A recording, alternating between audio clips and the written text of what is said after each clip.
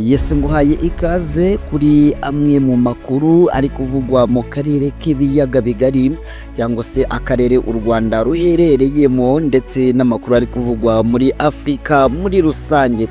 Turaza kurebera hamwe ibiri kuvugwa muri Repubulika Iharanira Demokarasi ya Kongo, by'umwihariko mu burasirazuba bw'iki gihugu. Turareba mu materitwari atandukanye, ariko by'umwihariko za Kivu ya ruguru ndetse na Kivu y'epfo, ndetse turareba ahari kubera imirwano cyangwa se ahabereye imirwano ikomeye kuri uyu munsi ndetse n'uyu mugoroba.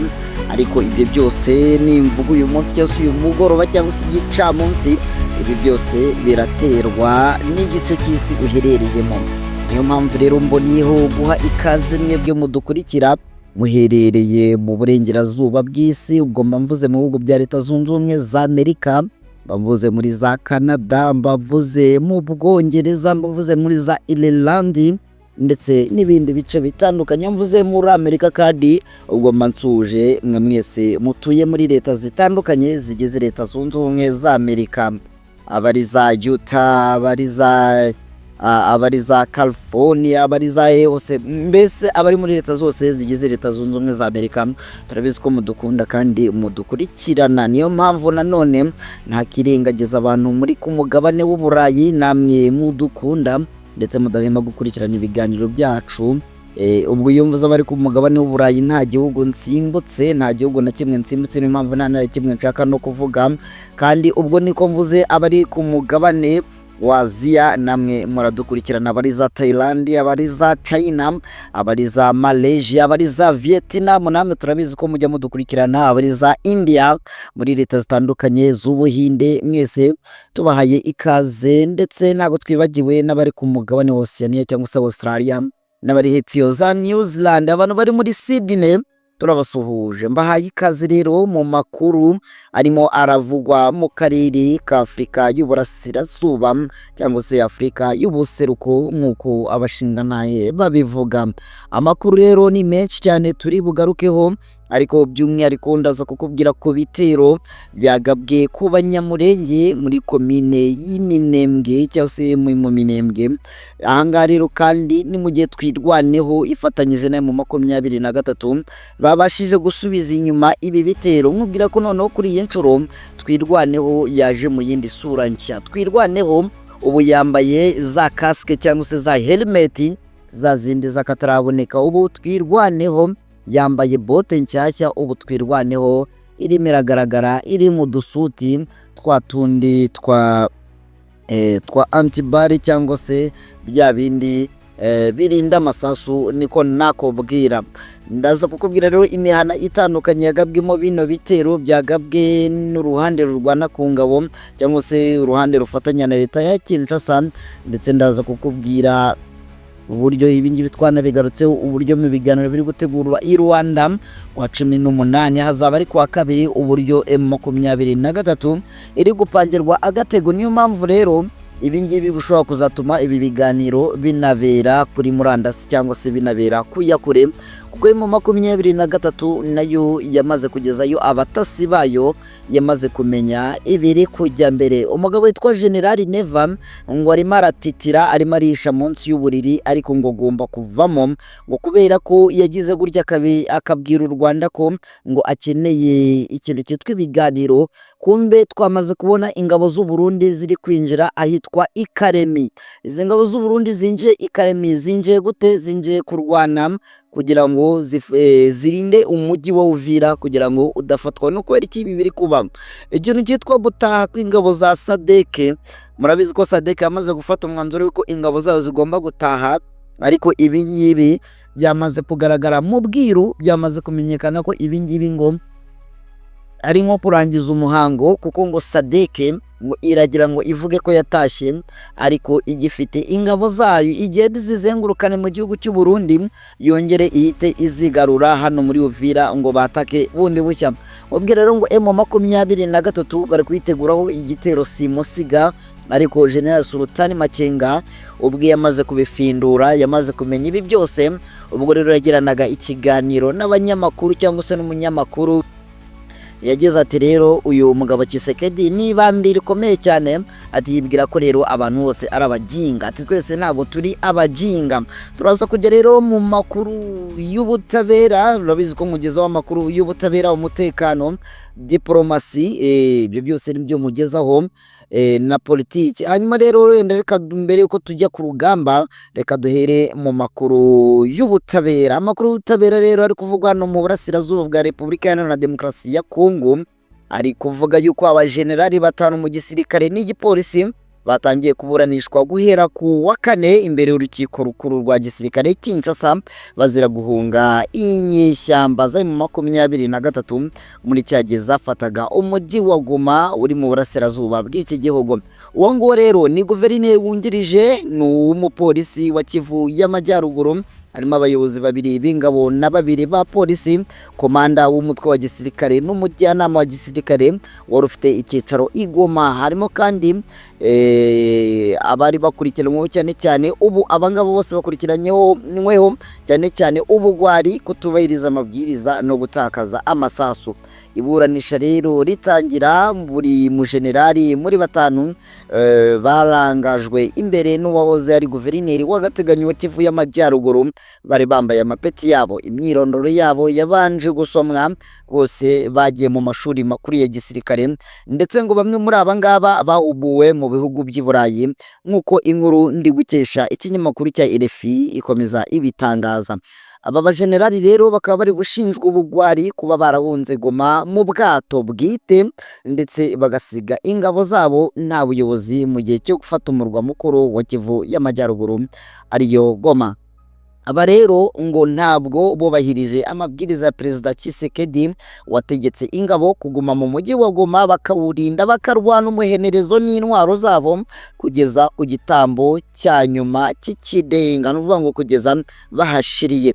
Amakosa rero y'aba bayobozi cyangwa se ubuyobozi bw'ingabo na polisi ngo yatumye ingabo zitakaza ibikoresho bya gisirikare n'amasasu. Ibi byose turabizi, muribuka ibyo abasirikare bose bagiye barometa muri stade d'Unité, ibyo bagiye bahereza Monisco nayo ikabishyikiriza 23. Ibyo byo ntitwabitindaho koko, batakaje ibikoresho byinshi. Muri ibi bikoresho rero ngo harimo n'ibifaru 5 bya T55 cyangwa se T55. Ubwo ni ubwoko bw'ibifaru nk'uko bigaragara mu nyandiko iri muri dosiye RFI yashyize hanze.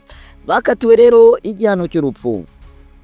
Urubanza rero rwafunguye imbere ya Minisitiri w'Ubutabera ubwo yitwa Constantin Mutambo, muramuzi cyane ku kantu kitwa Gasembo, yaba yagiye kure, kandi nyene wategetse ko abo basirikare baburanishwa.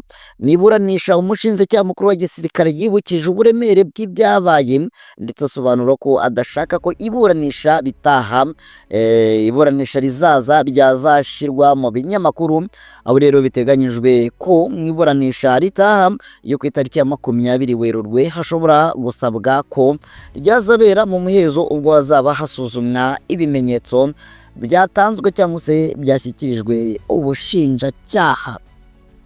Amakuru ni menshi ya diplomasi kiri mubwira nuko abaminisitiri b'ububanyi n'amahanga ndetse n'ab'ingabo z'umuryango wa Afurika y'Iburasirazuba EAC n'Afurika y'Amajyepfo SADC bagiye guhurira mu biganiro bigamije gushaka igisubizo cy'umutekano muke mu burasirazuba bwa Repubulika Iharanira Demokarasi ya Kongo. Ibi byatangajwe na Minisitiri w'Ububanyi n'Amahanga n'Ubutwererane w'u Rwanda Ambasaderi Olivier Nduhungire. Anga yatangaje ko rero ibiganiro by'aba minisitiri bizabera i Harare muri Zimbabwe tariki ya 17 Werurwe 2025. Minisitiri Nduhungire yasobanuye ko aba minisitiri bazasuzuma raporo yateguwe n'abaganga bakuru b'ingabo n'abagaba bakuru ntago ari abaganga b'ingabo zo muri EAC na SADC. Ubwo rero bazahurira i Dar es Salaam, ubwo bahuriraga i Dar es Salaam tariki ya 24 Gashyantare, irebana n'ihagarikwa ry'imirwano mu burasirazuba bwa Kongo. Aha, hanyuma rero umwanya muto cyangwa se umwanya usigaye, reka tuharire ibirimo birabera ku rugamba, ibirimo birabera mu bice ditandukanye ahitwa mu CNN. Angaha ni muri teritwari ya Rubero, werekeza mu mujyi wa Butembo. Ahangaha hose rero ni ahantu hamaze iminsi habera imirwano, hamaze iminsi habera imibundano ikomeye cyane, aho n'ubundi FARDC yanze kuva ku izima, ikomeje kugaba ibitero, ariko cyane cyane ibingibi ibitewe n'ingabo mu bitugu no kuba irimo irifashisha indege yo mu bwoko bwa Sukoyi, ikaba ari indege y'intambara, indege ikomeye cyane, ari nayo ndege imaze iminsi irasa abanyamurenge ahangaha muri komine ya Minembwe mu bice bitandukanye. Ahangaha mu CNN rero amakuru ari kutugeraho nuko guhera mu rukerera rw'uyu munsi rwiriwe rwambikanye mu bice bitandukanye byerekeza mu mujyi wa Butembo, cyane ko M23 yo yamaze gusinya ko igomba kwerekeza muri uyu mujyi wa Butembo. Andi makuru rero yandi rero ya M23 Rwanda n'akagambane, uyu nubwo n'ejo nabageje, ariko niyo ndi busorezeho. Ayo ni amakuru ya diplomasi, ariko by'umwihariko reka nakubwiye ko turi guhera hano ku rugamba tuvanura muri teritwari ya Rubero ahitwa mu CNN, urugamba rwure rwambikanye. Reka tuhite tunakomereza ahangaha rero muri komine ya Minembwe, aho ibitero kuri uyu munsi byagabwe ku banyamurenge mu bice bitandukanye by'iyi komine ya Minembwe, ariko ntago tubyita ibice kuko abanyamurenge bo bafite ukuntu babyita. Abanyamurenge babyita imihana. Ni mu gihe rero twirwaneho zabo zari zakoranyemo na M23 kugira ngo zirwanye bino bitero byagabwe ku mihana irimo umuhana wa Gipimo, umuhana wa Kivumu, umuhana wa Mihanga n'indi mihana itandukanye yo ntabashije kumenya, gusa iyo nkubwiye ni iyi ngiyi ngo M23 rero yagerageje yo ifatanyije na kwirwaneho, yagerageje kuzenguruka imisozi ngo FARDC yari yashizeho cyangwa se yari yateretseho imbunda zo mu bwoko bwa 12, imbunda zigera muri enye, ngo izi ngizi zikaba zigamije n'ubundi gusenya imwe muri iyi mihana ndetse no kuyitwika. Gusa ngo kubera strategy ya ukora ko cyane cyane bano basore batwirwaneho bamenyereye bino bice cyangwa se bamenyereye ino misozi, bagerageje kuvugana na M23 ku byombo, bababwira uburyo ki bagomba kuzenguruka ibice FARDC yari yahereyemo cyangwa se yashyizeho zino mbunda, ngo uko nguko niko rero M23 muri za system zabo na za strategy ngo babashije kubazenguruka, ngo abasore ba FARDC harimo na za angiye kuvuga ngo ni Nyatura, ntago ari Nyatura, harimo na Wazalendo, ngo nibwo rero ngo babashije kubazenguruka, ngo bagiye kubona bari inyuma babasha kwambura za bunda, ndetse ngo bari baziriho zino mbunda za 12. Aba bose bahasize agatwe cyangwa se aba bose bahasize ubuzima. Muri make iyi Minembwe ibitero yagabweho M23 na twirwaneho bagerageje kubisubiza inyuma, uburyo bavuga ko ntacyo byigeze bihungabanya, haba ku basirikare batwirwaneho, haba ku basirikare ba M23. Muri ripoti ya risasi na mageruhi naho biri kuvuga ngo hapfuye abasirikare bangana gutyo bo mu Minembwe, cyane ko kugeza kuri sango bari bamaze kwambara imyenda irimo irinda kuba wapfa byoroshye cyangwa se wapfa imburagihe. Ubwo ngubwo yimvuze iyo myenda umenyeze ya casque M23 babambaye, ndetse ukamenya ni imyenda ya antibare baba bambaye mu gatuza no mu mugongo ngayo nguko. Ubwo ngubwo kandi niko operation ndimbura yiriwe iba mu kibaya cya Ruzizi ahitwa Gatogota. Ahangaha rero nkuko nabikubwiye imirwano ihamaze iminsi ni nk'imirwano yabereye mu kibaya cya Kanyamahoro.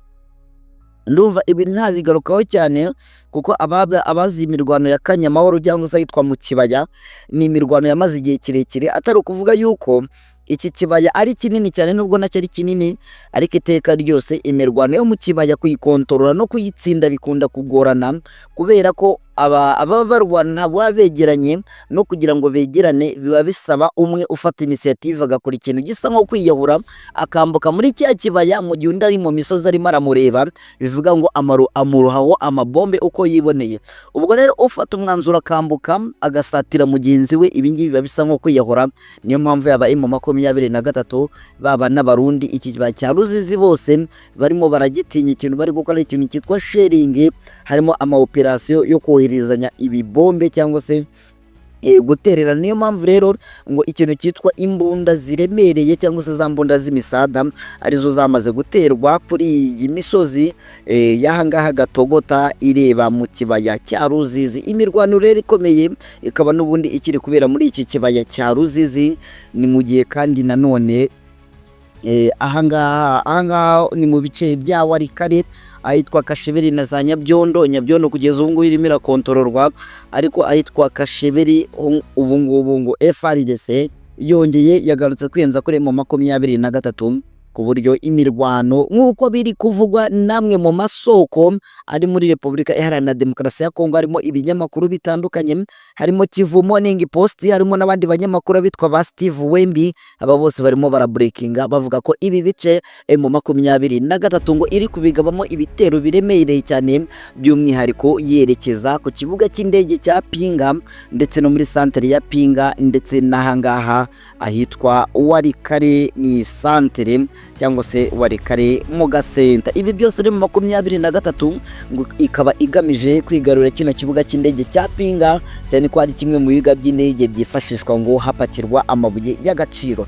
Niba rero bazajya bayapakirira maze niba bagiye kuhafata ntumbaze nako ikiriho cyo nuko ngo iki kibuga cy'indege ubusanzwe gisanzwe gikoreshwa hapakirwa amabuye y'agaciro. Uwitwa Kisekedi ngo amatama arimo aradigibana nyuma y'uko ngo yamenye ko mu 23 yamaze kuvumbura ko we n'uyu nguyu Perezida Joao Lourenço Wangora barimo barategura ikintu cyitwa agatego ngo kuba bazata muri yombi ngo Corneille Nanga na Bertrand Bisimwa n'abandi ba officier bari mu 23 mu gihe bazaba bamanutse i Rwanda. Andi makuru yatangiye guhiswa nuko iyi nama ivuga ko izabahuza ishobora kuzaba ariko ibereye kuri internet, kubera ko mu 23 nayo ishobora kuba yatangiye gukeka ko abangaba bagiye kuyigambanira. Ibi ngibi rero nibyo akomeje guhwihwiswa no kuvugwa n'ibitangazamakuru. Twe ntabwo turimo amakuru, ahubwo dutangaza amakuru yavuzwe. Icyo ni ikinyamakuru African Intelligence gikunda gukora amakuru yo gutohoza, nacyo kiriwe gitangaza yuko ibi ngibi bishobora kuba atari shyashya, yuko mu 23 bamwe mu bayobozi bayo bashobora kuba bagiye kugwa mu menyo ya rubamba. Ubwo kandi niko mu 23 irimo irakora akazi ko gusukura umujyi, waba umujyi wa Bukavu, waba umujyi wa Goma, cyane cyane ko hano za Kanyarucinya FDLR zigikomeje kujirara no kwirara mu baturage, kwirara mu matungo bayasahura bajya kuyarira aho ngaho mu myobo bacukuye muri za Nyiragongo. Reka ngushimire cyane, ngusabe gukora subscribe, like, share na comment kugira ngo tujye tubana no mu bindi biganiro byacu bitandukanye. Ngewe nitwa Storyteller, mutangazaji wa habari RPG cyangwa se Rocket Propelled Grenade. Ngubwira ngo gukora subscribe kwawe ni inkunga ikomeye, haba kuri twebwe ndetse no kuri wowe, cyane cyane ibise ukana no kunzogera kugira ngo buri kiganiro cyose dushyizeho kite kikugeraho. Dusubire mu yandi makuru agomba kubagezweho cyangwa se izindi update. Ndabakunda cyane, ciao ciao.